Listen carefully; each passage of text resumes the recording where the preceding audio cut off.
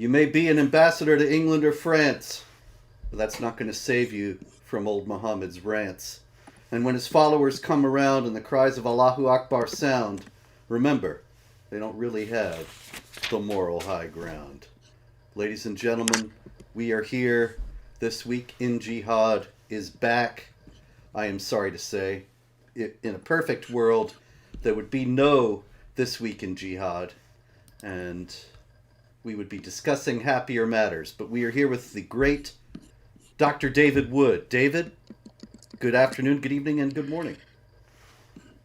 Yo, how's it going, everyone? The people noticing we're a couple minutes late. Can't blame AP right now. No, this is me. Computer is for some reason not recognizing my camera, so couldn't get that fixed. So anyway, if there are any audio or visual problems here, it is because I just plugged into a laptop here. So hopefully everything still works out. You look very bright and sharp, and I believe, is that Socrates behind you? Or Plato? Yeah, but Socrates? Very good to see him. yeah, we get Socrates. Uh-huh. Okay. All right, so Jihad. Of course, most of it is about Israel, and so we can get right to it. This is, let me get her picture here. Where the heck is she? Oh, here she is. This is Angela Merkel, the former Chancellor of Germany, and she is talking with Reem Sawahi. Sawahi? Just a second here. Let me get her name right. Reem Sahil. Sahwil. Anyway, she was a teenage girl in 2015. As you can see in the photo, she was at some sort of an open session with the Chancellor of Germany, a discussion between Merkel and a group of asylum seekers. And she said that not all the asylum seekers would get asylum. Merkel said this, whereupon Reem yes, it's already a good evening, ladies Reem. and gentlemen. Just say Reem. Reem, this little girl here, she started to cry. Whereupon Angela Merkel comforted her in a unique German fashion, and of course was granted asylum with her family. And so it was a very happy story until this past week, when the same little girl, the same teenager, has gone on record saying she wants to see Israel destroyed. She wants to see 7 million Jews killed. And so this is what Germany has brought upon itself without realizing. Yeah, and I don't know why Germany would have a problem with that. I mean, that was you remember old Adolf? I remember him well. Old Adolf. Yep. If we could just have the religion of Muslims, we'd conquer the world. And yeah, then, and so now they got it. And then, yeah, they're getting what they wanted. Yeah, and so I'm sure there's some people, excuse me, in Germany who are very pleased with how things are working out. And of course, there's no doubt that even though young Reem has now gone on record in this way, nothing's going to happen. Nobody's going to say, hey, maybe we should reconsider giving this family asylum. Nothing will change. This is, here we go again. What's interesting is you could take whatever she said, you could take her exact words. Yes. And replace Israel or Jews or something like that. You could replace them with some Muslim country or Muslims, and it would be international uproar. It would be an international uproar that someone said this sort of thing. But if it's a Muslim saying it about Jews, totally fine. You are correct, sir. All right, I keep trying to bring this guy up. Let me try it again. This is Sardar Abulfazl Shekarchi. And he is the deputy for culture in Iran, and also the culture and defense propaganda of the General Staff of the Islamic Revolutionary Guard Corps in Iran. He's got a very nice zabiba, you can see there. Yeah, that another banging zabiba. Yeah, we're on a zabiba run. in this series of This Week in Jihad. Anyway, uh, Sardar Abulfazl Shakarchi, he said that the October 7th massacre is the greatest success of the Islamic world. Now, surely he was misspeaking. Am I right, David? I mean, how could he say that a massacre could have anything to do with a great success for Islam, the religion of peace? Well, hey, I'm wondering, does he mean like all time? Because that should show like what the priorities are. Yeah, he did not qualify it, and so I think we could reasonably say that it was for all time. So wait, so we've got the second largest religion in history. We've had 14 centuries of conquering. We've got 49 countries where we're the majority, and the greatest thing we've ever contributed to humanity was killing a bunch of men, women, and babies Yes, in Israel. the Wow. greatest success of the Islamic world. Sardar Abulfazl Shakarchi. Well, you know what's funny is you could sit back and go, "Oh, come on," but there have been so many successes in the Muslim world. Oh, wait a minute, like wait, well, let me try to think of one. They invented Oh, chess. okay. That's they It used to remi- go you know, around. it's funny. They invented chess. They didn't even invent chess. It re- It reminds me of Socrates when he supposedly got word that the Oracle at Delphi had declared that no man is wiser than him, and he's thinking, "What are you talking about? I don't know anything." So he says, "So I go around looking around for anyone who knows something, so that would prove that I'm not the wisest man." And I just went around and found out, oh no, no, actually, no one knows anything. There you But that's go. how it is right now. It's like this is the greatest thing we've ever done. It's like, oh no, come on, I'll go look around for some. Yeah, darn. Well, you remember a Not few years not not to back, work not to work with. I think they're still around. There used to be all these things. There was an exhibit in the British Museum, 1001 Islamic Hmm. inventions. And they invented That coffee, was they the invented dumbest this thing and ever. that. Yes. It was the dumbest thing ever, for one thing, because, like, for example, they had some guy that they dragged out that nobody ever heard of saying that the Earth went around the sun long before Copernicus said this. And I thought, when I read that, well, how come nobody ever did anything with it? If the Muslims invented all this stuff, then they just let it go and did nothing. And Hmm. it went to the West. It was up to the West to do something with these things. So it just actually made matters worse. Yeah. No, and a bunch of it. I looked some of those up. I made a video responding to some of them, but I was going to go down the line. But they would actually threaten to sue you over responding to their stuff. It was so weird Oh man. that they're contacting YouTube and having any criticisms of their stuff, because you have to put the clips of what they're saying up, and then they're blasting with copyright strikes. So anyway, I won, but I kind of lost interest just because it was just because I didn't feel like doing it over and over and over again. But no, those were they were you could go down the line. It was absolutely ridiculous. Every single thing. Like one of the students pulls out a camera phone, and then the Muslim jumps out and goes, "Oh, I knew it was a great idea when I thought of that." And he was explaining how he came up with the camera and so on.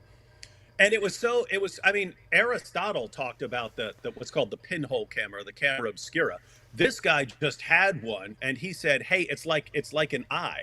Now, keep in mind that is a good insight, that the reflection of an image Hmm. inside the camera obscura is similar to how things work in an eye, and that's the thing. That's an important insight. That's important, but that's all the dude did. He didn't invent a camera. He certainly didn't invent a camera phone. He had a camera obscura, which had been around a thousand, for over 1,000 years, and he just compared it to an eye. But there's always this degree of they have to exaggerate. I could say Hmm. like Al Jabr, he made contributions, very very important contributions to algebra. They'll say no, he invented algebra. He didn't invent algebra. There was algebra. The Indians had algebra. The Babylonians had algebra. The Egyptians had algebra. The Greeks had algebra. They all had some form of algebra.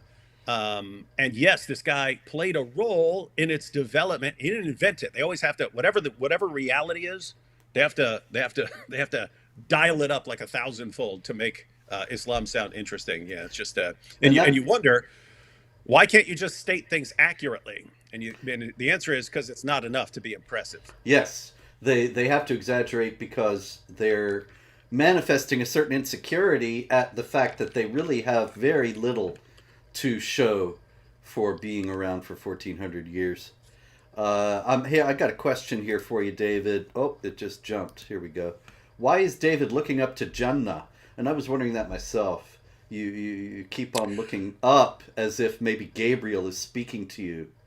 Is he there? Can we get him on screen? I'm I'm used to looking up at my camera when I'm live, but now my camera's down here because I just opened my laptop because this camera won't isn't working right now. Okay. So Anyway, get used to it. It's just a natural while I'm talking to look up like this now. it's just a technical thing. Okay, so we'll just go with it. Now, a little bit of background. This is not, strictly speaking, something from this week, although it started circulating around again this week, and I thought it was a fascinating and important story. This is Arafat Irafaya. That was Arafat Gollum. Irafaya. Yeah, I know. He's got the eyes, man. And Arafat Irafaya, he murdered Ori Ansbacher, who was a 19-year-old girl in Israel, back in 2019. And his testimony, his what do you call it? When he was interrogated, what he said during his interrogation. So it's not strictly speaking testimony, but in any case, he's explaining what he did. And this was going around this week, and I thought it was chilling, but it was very important. He said, and this is kind of in line with what was that guy's name? Sardar Abulfazl Shekarchi. Anyway, Arafat Irafaya said, oh dear, now you know something, David. I click off it, and it just disappears. The jinn are at my computer tonight. It's a day of technical difficulties. Yeah. You see the curse. Here we go. Allah. Here we go. All right. Arafat Irafaya said, "The murder is the best and most important thing I've done in my life. If she had stayed alive, it would have meant that I failed in what I planned and failed in my mission. It was the best feeling I've felt in my life." Now remember, he's talking about a brutal murder here, a terrible rape and murder. And he says, "I planned to enter Jerusalem and murder Jews. I wanted to kill several Jews and not one. But when I was there, I saw that Allah had sent me the Jewish woman, and I understood that I had to kill her. This was the fate to which Allah had summoned me." Now, surely this guy's hijacking Islam, right? Yeah, got to. But I mean, think how that ties into he said, "This is the greatest thing ever. This is the greatest thing ever, getting to kill you." And then the other guy, "Hey, the greatest contribution of Islam to the world has been killing Jews." Yep. Now, why would both of these guys, an Iranian official and this loser in Israel, think that killing Jews was the greatest thing that Muslims could do? Could you elucidate that for us? Well, think about, you could go in multiple directions with this, but just think, if according to the Quran, Surah 5, verse 82, Jews are the worst enemies of Muslims, then in slaughtering Jews, you're taking out the worst enemies of Muslims. And then, if you're actually helping, since Muhammad said that the end will not come until the Jews are hiding behind trees and rocks, and the trees and rocks are saying, "Hey, here's a Jew, come kill him," then you're helping bring about the end times, and this is how all you guys are going to get your virgins. So it kind of sounds like Allah is a demon from hell, David. Yeah, it's pretty rough. It's pretty rough. By the way, going back to talking about various contributions and this sort of inferiority complex that is developed in the Islamic world. Think about that. How many Jews are there in the world? Like 15 million, something like that, globally. Yeah. And if you asked, "Hey, what contributions have they made to the world?" You just start, counting up Nobel prizes and so on. Mm-hmm. But it's interesting that you've got 15 million Jews total in the world. You've got around 2 billion Muslims, and it's just this like inferiority complex that is developed. They're supposed to be the worst of creatures. We're the best of peoples. Look at what they actually contribute to the world. Look what we do to the world. And let's just go kill them. Something's wrong. Hey, I don't know if you've seen it. Douglas Murray actually broke it down, and he's saying, okay, he's breaking the psychology down. And he says, okay, if we got the book, we've got the final revelation, we've got the final prophet. We're all these things. Things should be going really, really well for us, and they should be going really terribly for everyone else. Instead, it's the reverse. And so, what are you going to do here? You can't say the problem's with us. We're the best. And so the Jews must have just rigged the game. They must have rigged the game out. And so, at all costs, you have to take them out. Exactly. That's it. And so that's what we're seeing.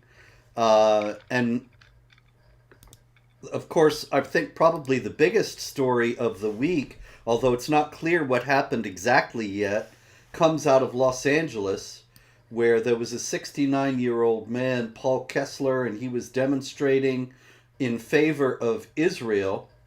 And the details are a bit murky, but it does seem as if he was hit with a megaphone on the head by this gentleman, Loe Al-Naji, who is a professor at Moore Park College in Camarillo, California. And it's not clear yet that he's going to be charged with anything. He has not been arrested. The death of Kessler was ruled a homicide, but then the police said this doesn't mean it was a murder. I'm not quite sure what the distinction is there, but apparently, I guess the idea is that Al-Naji may have hit Kessler, but not intended to kill him, and then he fell backward and hit his head, and ended up dying. But there's no doubt that these things are getting more violent. These demonstrations are getting more violent in general. Yeah, that would normally have something to do with intent. So if it's, I'm looking right now, being investigated as homicide, have not ruled out the possibility of hate crime. But yeah, if it's supposing it's accidental, like he just wants to hit him, but then the guy, falls and dies, that would be that's what manslaughter is for. Manslaughter, not intending to murder someone. You might be intending to hit them or beat them up or something else, but you're not intending to murder them, but they die anyway, and that should be manslaughter. The other big story I have actually not been able to get to today in detail because it was down for a long time. It got so much attention that Honest Reporting, the site that reported it immediately was overwhelmed either with an attack or with people wanting to see it, and the story was unavailable. So I haven't I haven't been able to see it in detail yet, but David, the story is that AP and Reuters and I believe CNN, other reporters were notified of the attacks beforehand and were on hand to take pictures as the massacres of October 7th were going on. But of course, the AP and Reuters photographers did not notify Israeli officials or anybody else. They didn't want to lose their scoop, and they didn't care how many people died in the meantime. So I think that's not really so much a stupid infidel story as an evil infidel story. And, Yeah, that would be evil infidels category.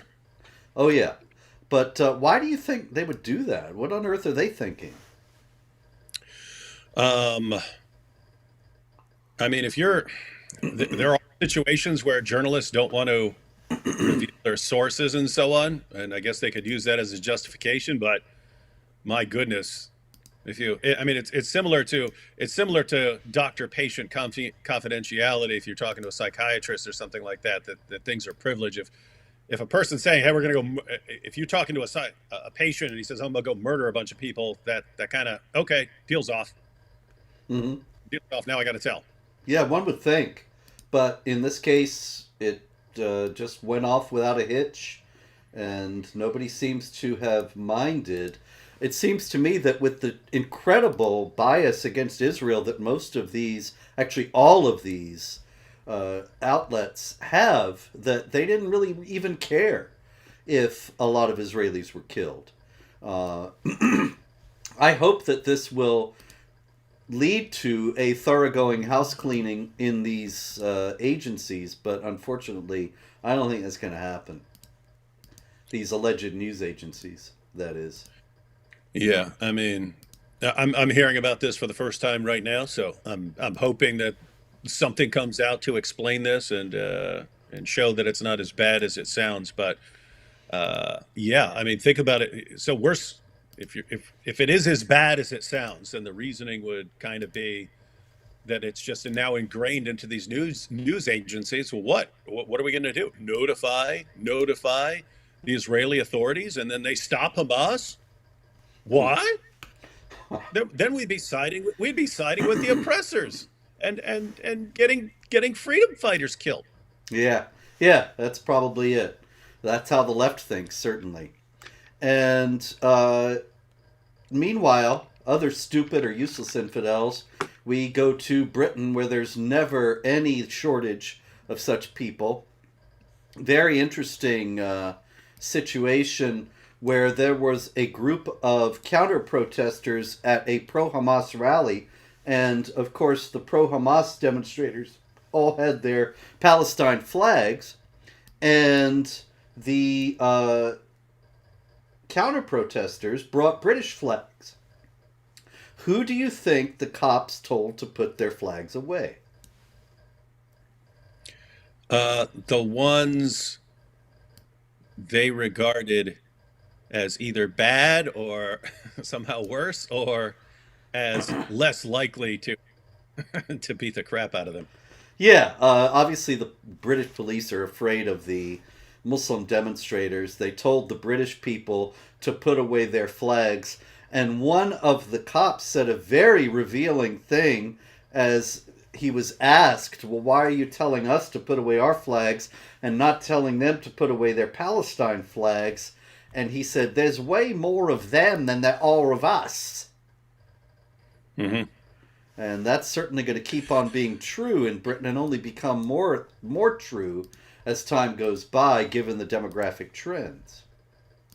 Yeah, and think about the message that the British police are sending. British police are sending a message to not just to people who are waving the British flag. They're sending a message to Muslims. If you want your way, just seem more dangerous and more threatening than anyone else, and we'll give you whatever you want. Yep. You want us to silence other people? Just tell us who you want us to silence, and we'll go silence that person. So this, of course, is the heckler's veto, where the hecklers get to decide what people are allowed to say. Notice we've seen this over and over again. So we're seeing it here with the recent protest. Hatun Tash would be in the middle of a bunch of people threatening to murder her, and police would come in and arrest her. They don't arrest the people who are threatening her. They come and arrest her for being the cause of this problem by upsetting these people to where they are threatening to kill her. There was that woman who was silently praying near an abortion clinic. So you don't even know what this woman's doing. Like, hey, what are you doing? She's like, I'm praying. Oh, you're praying? I'm praying silently. I'm not saying anything, any word. And they arrested her. And it's just like, gosh, man. So, so be a jihadi screaming murderous bloodshed and threats, and you get a free pass. Other than that, don't even pray. My goodness. Yeah, and then I wonder about all the Muslims taking a whole street and filling the street and praying, and Yeah, they're nobody fine. ever bothers them. And they do that Hey, in Hyde Park by Speaker's Corner as well. yeah. Now that would be a sight. So the British made it some sort of where you can't pray against abortion near an abortion clinic, and so on. You can't do that. Right. I'd like to see Muslims show up and line up their prayer warriors near an abortion clinic as an experiment Yeah, and then see what the suddenly British you police can. do. Yeah, suddenly, oh, okay, well, if it's them, they can, of course. Yes. So we know who's in charge in Britain, and we know who will be in charge in the Yeah. future. All right, more stupid infidels. This is the this is Darren Borders, the diversity and inclusion officer at Cornell University, and he has been in the news for writing on Instagram pro Hamas and pro-jihad Instagram stories and saying that the Israelis were all in the wrong and so on. And Cornell University, when they found out that Darren Borders had done this, they said, well, he's been on a leave of absence. But they didn't say anything about firing him. He'll probably be back. Notice on his lapel, he's got Black Lives Matter and one version of the gay flag. And so he's tied in with the entire left's list of virtuous things. And that's why he hates Israel and loves the Palestinians. Probably has no idea about jihad and thinks that any concern about jihad would be Islamophobia. And it is interesting. It's been pointed out, like, all the people who are celebrating the attacks on October 7th and so on, all the people screaming, free Palestine and so on. You got Muslims looking around saying, oh, look at all these people who are supporting us. Guys, think about think about the people who are supporting you. You got the whole LGBTQ and far left community, and they've got your backs. You've got all the Marxists, all the Marxist organizations, and they've got your back. None of you actually get along with anything. You wouldn't get along. None of these groups would actually get along with each other. But I mean, think about this. Think about the kinds of groups. It's all the groups that want to destroy Western society unite. Mm-hmm. And, of course, as we talked about last week, you've got these queers for Palestine. And meanwhile, in Palestine, you've got the Muslim clerics saying, we don't want your support. We don't want you around. Mm-hmm. And they would be thrown off buildings or dragged behind motorcycles or whatever if they were there. All right. And wasn't it just like 2 or 3 months ago where, oh, we can't believe that they don't support us and they're not supporting Pride Month, and we feel betrayed that they won't support Pride Month, and they won't even allow pride flags up in that city that's now controlled by Muslims here in the U.S. Wow, what's going on here? Oh wait, it's some Jews involved. Yeah, we're all on the same page again, friends forever. Well, it's certainly true that the left Islamic alliance seems very strong right now when it comes to hating Jews. But it is breaking down over the LGBTQ business. Hamtramck, Michigan, the city you're referring to, has an all-Muslim city council. They barred the gay flag on city property. All these leftists started to say, you are betraying us. We have supported you all these years. And this is what we get. This is the thanks we get. Anyway. Yeah, you know what to be a good inroads right now, some good bridge building. Yeah. The local LGBTQ there should take that the modified Palestinian pride flag, you know what I mean, where they combined the pride flag with the Palestinian flag, and then go say, can we have this on public property? And if they say no, we can't support Palestine. Oh my goodness, look what Muslims are doing. Zionists. That's what I would do. They're Zionists. The Zionist City Council won't let us support Palestine. Oh yeah. That's getting good now. All right, this is Piers Corbyn.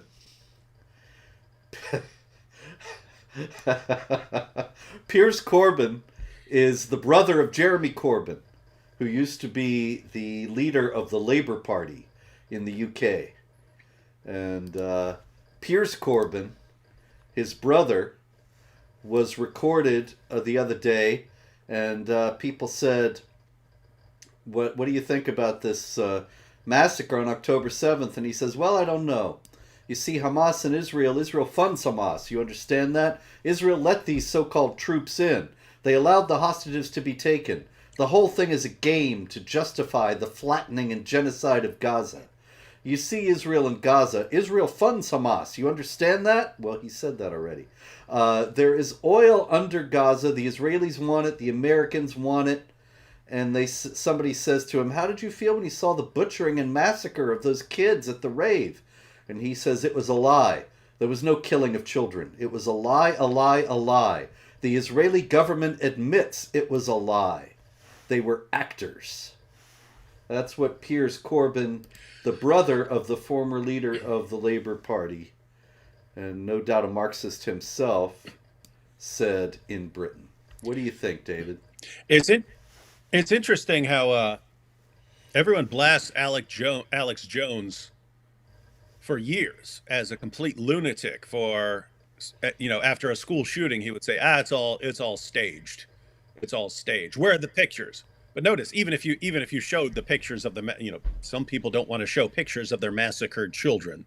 But suppose you did. Suppose you showed pictures of all the massacred children. Would that have solved the issue? No. Of course, these would have all been staged because the parents, of course, were all actors. Now, he eventually changed his position and so on, but everyone thought that was really absolutely insane, saying that this massacre is all staged to justify the government taking your guns. And so they're staging all these school shootings and so on. And having think about how many actors need, because that's an actual school. So if you actually are claiming that a bunch of kids at that school were massacred and it's not, that is a ton of people who should know that this is all a setup. Like if no kids are actually missing, it seems like you would know. Anyway, but notice, so everyone says, what a lunatic, what an insane person. But then, as soon as it's Israel, oh yeah, that's all staged, and the Hamas guys, these are paid actors, and so on, and then it's just entirely reasonable. And so, yeah, Hamas is just funded by Israel, and of course the Palestinians voted for them because the Jews convinced the Palestinians of Gaza to vote them into power, and so on. It's just like once you go this road, you could just say anything. You could just say anything you want. Yep. Because reality has gone out the window. Speaking of reality going out the window, David, actually there's another big story from this week, aside from the other ones, and that comes out of the Biden administration, which has unveiled a new initiative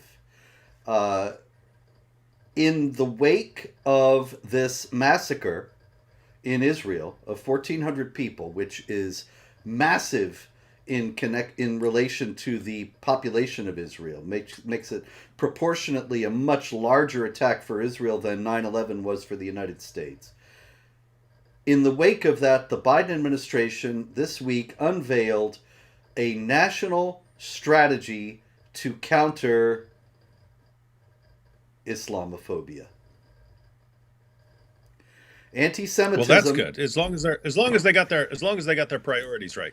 Yeah. Anti-Semitism is skyrocketing. There's violent anti-Semitism in the United States. It's become a daily occurrence. There's several stories of people ripping down the posters of the Israeli children who are being held hostage.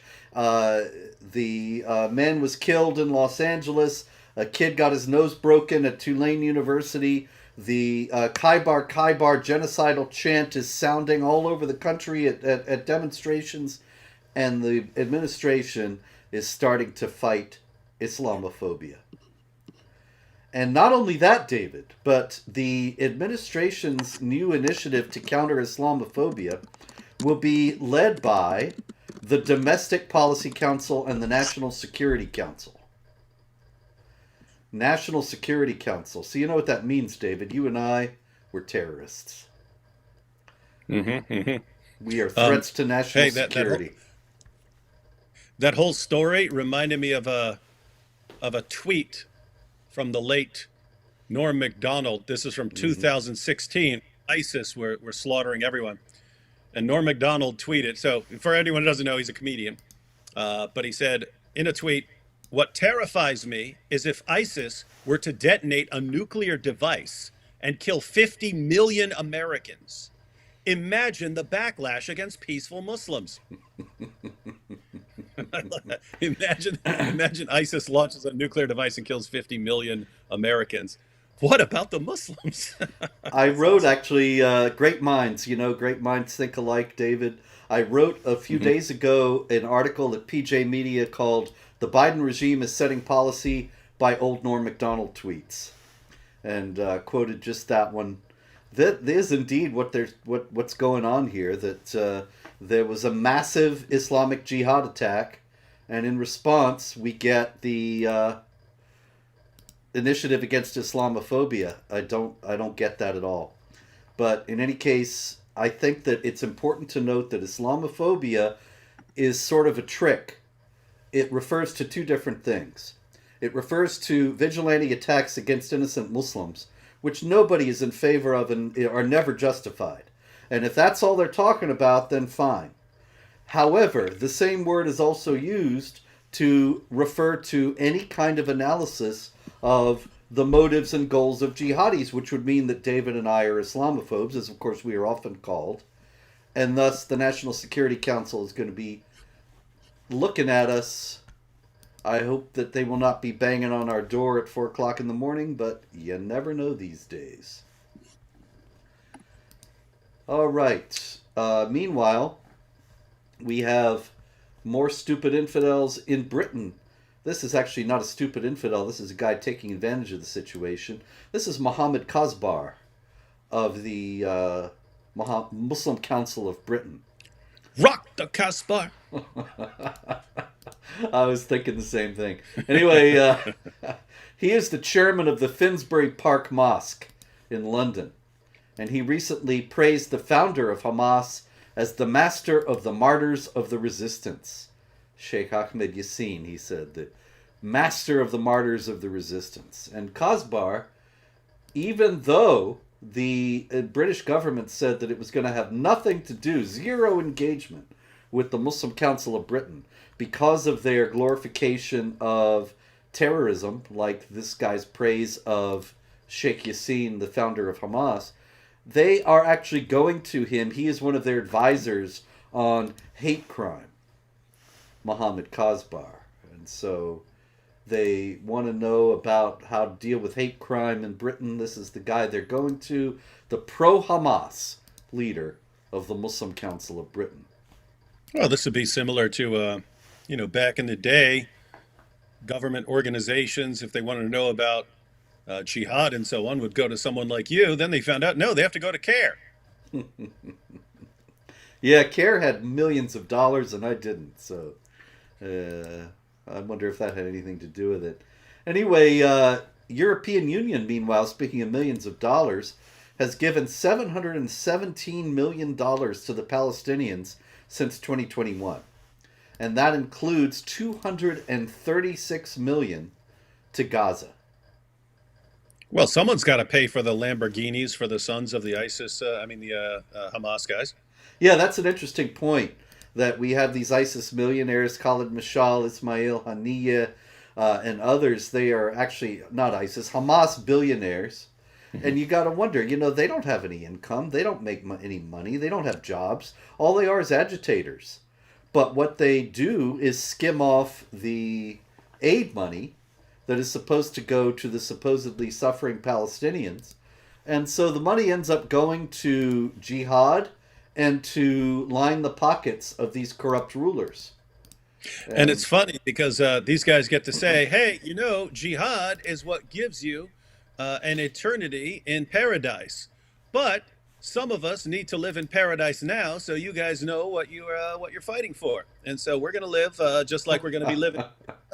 And you guys just keep doing all the fighting for us, and we'll just take all the money. Thank you. Thank you. Thank you.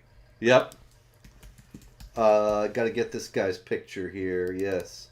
This is... Oh, hold on. Oh, he must be here. Yes. It's just that it's too large, David. You're good. Leave it up there. Leave it up there. You're good. The whole thing? Yeah, why not?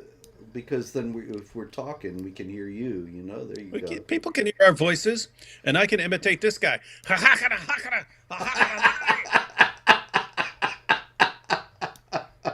This is Sheikh Al-Budi.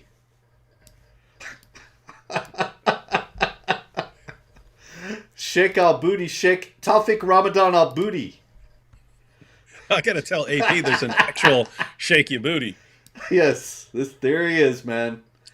And Sheikh Al-Budi actually is the son of Muhammad Ramadan Al-Budi, who wrote a book years ago, way back in like 2000, 2001. It's a book I discuss, and I think my first book or second. And anyway, yeah, Sheikh Mohammed Saeed Ramadan Al Budi, and this is Tawfiq Mohammed Saeed Ramadan Al Budi. Both of them Sheikh Al Budi. And in a Friday sermon at the Umayyad Mosque in Damascus, this guy said that the time has come for the flood to drown Zionist existence by means of this unparalleled jihad that has astonished the entire world. And then, even though he's talking about an unparalleled jihad, he said, if you look behind, who is behind the great wars in this world, you'll find the Zionists. They are the vehicles of corruption in this world, and so on and so on. And then he goes on to say, in Jerusalem, the great battle will begin, in which the rocks and the trees will say, O Muslim, there is a Jew hiding behind me, come and kill him.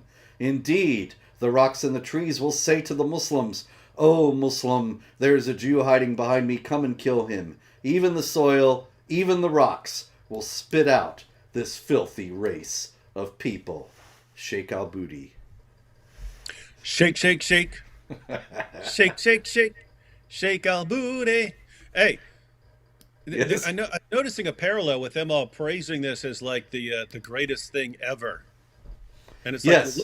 you're looking at it going, I mean, yeah, you killed a bunch of Jews and some non-Jews, but I mean, all you really did was tick them off to come in there and blow you guys to bits. But to me, it's along the same lines as them having to exaggerate the significance of everything in order to kind of compensate. Like, some guy said something about a camera obscura being like a human eye. We invented the camera. We invented the camera. All you with cameras, that's us. We did that. We did that. And so you have all this. There were other ones there were examples that were total nonsense, and they're like them inventing flight before the Wright brothers and all this stuff. Yep. Total nonsense. Even that one, it was a poem. It was a poem about a guy who supposedly strapped on some wings and jumped off a tower and crashed. But it was actually based on a story of a Christian doing that. And so they basically copied the story of a Christian doing that and said a Muslim did it. And then they say they invented flight before the Wright brothers, and they invented the plane. And so it's that sort of situation. But you've got people with this mindset, like we're not actually contributing anything, and we're supposedly the best of peoples with the best knowledge and the best book and the final prophet and all this stuff. You got to exaggerate. And now, okay, you really walked up and punched a hornet's nest right there, and now you're getting stung. Mm-hmm. And you see what we've done for the world. It's the greatest day ever. My goodness, this is pathetic. Another note before we go to some stories that don't have to do with Hamas and Israel. This, once again, is Sohaib Abu Ayash, who we've talked about before. He is in Houston, and he, when we talked about him last week or a couple weeks ago, it was because he was arrested. He had been found with weapons and was in touch with jihad groups. But now it has also come to light that he was plotting a jihad massacre at a Jewish gathering. So he was hoping, old Sohaib Abu Ayash, to bring the October 7th massacre to the United States, apparently in the Houston area. That's likely to happen one day because, after all, it's with the U.S. government worried about Islamophobia, it's unlikely that anybody much is paying attention to trying to stop these things from happening. All right, let's see. David, over in France, we had a statue of Beatrice of Savoy. Let me find it. This is Beatrice of Savoy. It's an after and before picture. I should have probably gone into the trouble to reverse them because it's kind of weird. But you can see on the right Beatrice of Savoy, and then how the statue looks now. The statue has been beheaded. Beatrice of Savoy was a 13th century benefactress, a princess of the House of Savoy, who apparently bestowed her largesse. Yes, she made numerous donations to residents, which got her the nickname, the benefactress of Échelle in Savoy. And so they built a statue in her honor, and it has now been beheaded. Can you imagine? Can you possibly conceive of any group that might be interested in beheading statues? Well, I can think of one group who has contributed quite a bit of beheadings to the world. So, I mean, if you don't know, it could in theory be anyone. But it's just like when a mosque gets blown up in Pakistan, we kind of know who did it. Yeah. We don't know indeed the specifics of this case, and it could be anybody, but you gotta wonder, there have been statues in Europe for 1,000 years. There have been crucifixes in Europe for probably that whole time as well. And only in the last few years, after a massive influx of Muslim migrants, do you get people defacing, breaking the crucifixes, beheading statues, things like that. You got to wonder if there's a connection.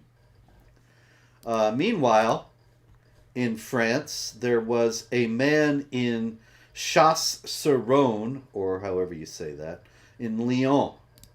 And he was walking around with a hatchet and a knife in the busy part of town. And carrying around a hatchet and a knife, he said that he was going to slit the throats of passersby.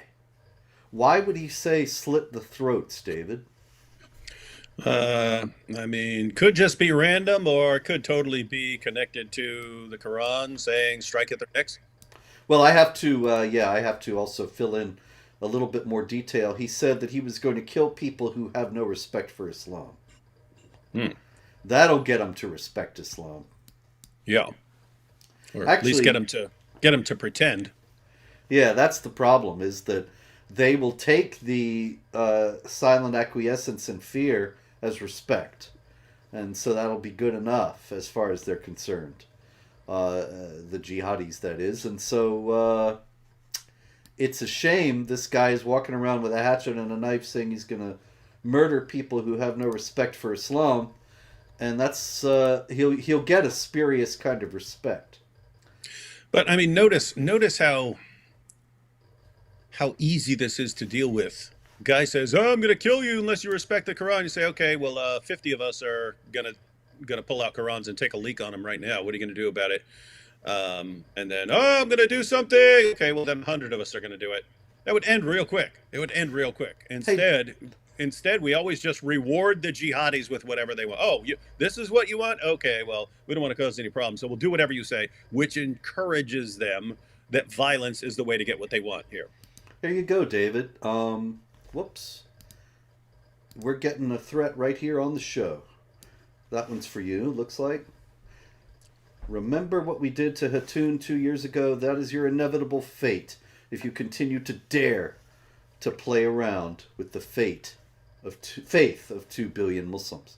Guy is spamming the comments with this. He keeps repeating it, so I guess I'll have Yeah, to ban him yeah, now. just block him. But I mean, think about how dumb this is. What are you talking about? What happened to Hatun 2 years ago? I mean, one, she got slapped, and the other one, she got stabbed. But I mean, then she stood up and started preaching. So what? You're gonna stab me, and then I'm gonna preach? Yeah, they're going to lose again. Yeah, what a bunch of dopes. Like that's your goal.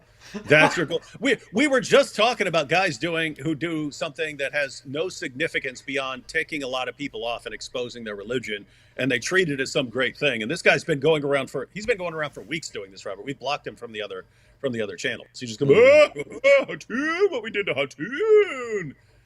And like what? Show everyone what a bunch of clowns you are. Oh, we'll go get this little 5'4" woman. Or that's what strong jihadis we are. What a Oh my dope. goodness. All right, another one out of France. A hospital in France got three. Earthquake over there? Hmm? Is there an earthquake over there? You suddenly shifted. Oh, No, I there we just go. wanted to. No, I just wanted to point out that these threats make me cry. threatening poor, threatening to do to me what he's going to do to a dude. We better control our behavior, Robert, because we don't want Yes. these guys coming up. I'm sorry. Oh gosh. Oh man, David, you are the heavyweight champion of the world. Anyway, this guy and another guy in France. I got a lot of France stories this week. These guys are roommates. One's a Muslim, one's a non-Muslim. They get up one morning, and the Muslim says to the non-Muslim, "Allahu Akbar, we must eliminate the disbelievers like you," which is not really something you want to hear from your roomie, but that's what happens in these situations. But what are you going to do if you got a problem with it? You're an Islamophobe, so That's it. Meanwhile, you got a hospital in France got 3 false bomb threats this week, and one of them was accompanied by the threatener saying it's going to blow. Allahu Akbar. Now, why would Muslims want to actually leave false bomb threats? What would that be about? well, that's terror too. That's the easiest form of terror, right? You don't Hmm. actually have to build a bomb. You don't have to do anything. And then it's also a lighter prison sentence if you actually get caught. It's hey, a bomb threat is going to get you in trouble, but not as much as actually bombing someone. So it's a cheap, easy form of jihad, but it's the same goal. But Hmm. notice, like whenever someone launches a big attack, then people around the world decide, okay, it's go time. It's go time when it comes to terror. And it was similar to like when ISIS announced that they had relaunched the caliphate. Then you get people from Great Britain and France and Germany, all around the world, U.S., Canada, all around the world, then flood to Iraq to join ISIS. And it's like, wait a minute, these guys already believed that. They were already there. They're waiting for the call. They're waiting for the call to join the jihad. So they're there. They're walking down the street right beside you. They're just Hmm. waiting they're waiting for the time. And so you have actual calls to jihad like that. But you also just have it's just like whenever there's a wave, everyone wants to ride the wave. It's weird.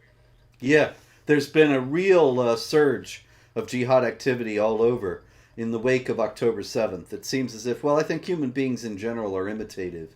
And yeah, they take this as some kind of a sign that this is time for jihad.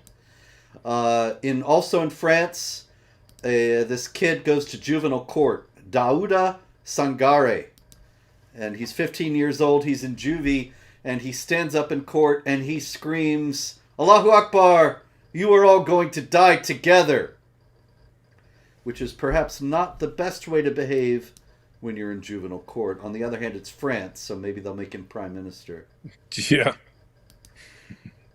All right. Meanwhile, we have in Austria, we have an Afghan Muslim migrant in an asylum center in Vienna, and his hand grenade stash was discovered this week. You gotta wonder why a guy in a Vienna asylum center, a poor refugee from Afghanistan, would be packing hand grenades. Come on, Robert. Who doesn't have hand grenades laying around? Well, I have a few over here in the office, but not really very many, and they're getting old now. Meanwhile, in Germany, also we have a story from a few months ago out of Duisburg, a Syrian who has migrated to Germany, and he went into a gym, into John Reed Fitness in Duisburg, and he murdered one person. He wounded 4 others, and now he's on trial. He explained that what he wanted to do was kill enemies of Islam. No Meanwhile, idea. No idea where you got an idea like that. yeah, where did he get an idea like that? Don't know. It's weird because it keeps happening all around the world, completely different context, completely different areas. People keep getting the same idea from somewhere. Yeah, I don't know. It's a mystery. Hmm. Meanwhile, also in Germany, there was an interview with some young Muslims. You can see them there in the picture, and they say that what they plan to do is become a majority in Germany, abolish the constitution, and establish Sharia, which of course is completely reasonable. That's what we've been warning that they wanted to do for years. But everybody seems surprised by this and shocked that they would say such a thing. Uh, Wait, just to clarify, yes? are you saying that they believe it's okay to move to an area that is populated by a completely different group and just keep moving there and moving there and moving there and multiplying and multiplying and multiplying until you take over the area? And they believe that's okay? Yep. Huh. Interesting, because that's, it's not exactly what happened in Israel, but it's exactly what their criticism is. It's Yes. exactly what they're claiming happened, and yet that's exactly what they're doing all over Europe right now. Yeah, it's a terrible thing when it happens, when it's done against them by somebody else, because the land that they have ever owned belongs to them forever. Hey, isn't that funny, by the way? Here's this tactic that we've used 487,000 times to take over cities and so on, take over entire lands. Uh, Here's one time where we're saying that someone did the same thing to us, and it's the worst thing in the world, and any sort of slaughter of these people is entirely justified according to our theory here. It is extraordinarily ironic, really, because it is exactly the same scenario that they've painted in regard to Israel. And but of course, it just shows that they don't actually believe that they're on the same level as the rest of humanity. That actually they are the only humans, and the non-believers are like animals, as the Quran says. It's chapter 8, verse 55, folks. And so, if the non-believers are like animals, the animals can't behave the way the humans do. The humans can do various things that the animals cannot. All right, we one thing that we don't have so much this week is stories from Africa, which is kind of unusual. But of course, lion's share of attention is coming from, is on Israel and Hamas and Gaza. And then there's all the jihad in Europe, some in the United States. But it is still going on, unfortunately, in Africa as well. And a country that we have not heard much from over the last few years has been in the news. Actually, not in the news, but it was going around on Twitter. Walid Fares, the well-known counter-terror analyst, he reported that in Sudan, in Darfur, West Darfur, 773 African civilians, including mostly teenagers, also women and children, were massacred by the Janjaweed, which is a jihad group in that area. This took me back, David, because I remember hearing about the Janjaweed massacring people in Darfur way back around the time of 9/11. And people would say, but they're Muslims over there. It's all Muslims. Why would Arab Muslims want to massacre black African non-Arab Muslims? Well, they're kind of lower on the hierarchy there. Indeed. Islam is a vehicle for Arab supremacism. Mm-hmm. And Arabs often are, at very least, rude and unkind, superior to non-Arab Muslims. Many people have observed over the years that Pakistan, which is so fervent in its observance of Islam, is trying to overcompensate for not being Arab, and trying to show that they're just as good Muslims as the Arabs. But the non-Arabs in North Africa are often victimized, brutalized, not just subjected to discrimination and harassment, but also to outright violence. Now, I'm sure you've seen the stories here, because I've seen them over the years, where even black Muslims on college campuses will talk about how they're treated differently in groups like the MSA, the Muslim Students Association, how they get treated differently there. But yeah, I mean, even when Muhammad, according to Tabari, even when Muhammad notice we have this, people have this idea that Muhammad's peaceful in Mecca and then he's violent, becomes more violent in Medina. But you have, even when Muhammad was in Mecca in the history about Tabari, and couldn't fight, and he's publicly proclaiming, hey, to you be your religion and to me be my religion. God will judge, let's not fight. When he was appealing to his tribe to join him, he says, I will give you a saying by which the Arabs will submit to you and we will rule over the non-Arabs. And they're like, what? Give it to us. What is it? And it's say there's no God but Allah. And they didn't want to do that. But notice, even there, when Muhammad is in his peaceful stage, he's still plotting to take over the world. It's still part of it's all a plot. It's all a show. All this peace and tolerance stuff, even back then, was all a show while he's plotting to conquer the world. But notice, it's, hey, the Arabs are going to join us, and we're gonna rule over the non-Arabs. We'll go out there if we could just get behind them. It's all about dominance and subjugation, and has been from the beginning. And I mean, think about this. Here we are years later, and the real message of Islam is that the creator of the universe wants everyone to walk and talk and act and even go to the bathroom like a 7th century Arab. That's what he's obsessed with. He just, everyone's got to live and breathe and walk and talk and think like a 7th century Arab. And that's the central goal of the creator of the universe. That's it. Well, folks, we hope you will resist that call of the spurious and false creator of the universe. And in the meantime, thank you for being here. There's likely to be more Jihad next week. Oh, next week I'm on the road, David, but we'll see if we can work with the connection. Works perfectly, because I'll be on the road next week too. Oh, very good. Okay, so we'll be back sometime very soon with more Jihad. In the meantime, pray, hope, and don't worry.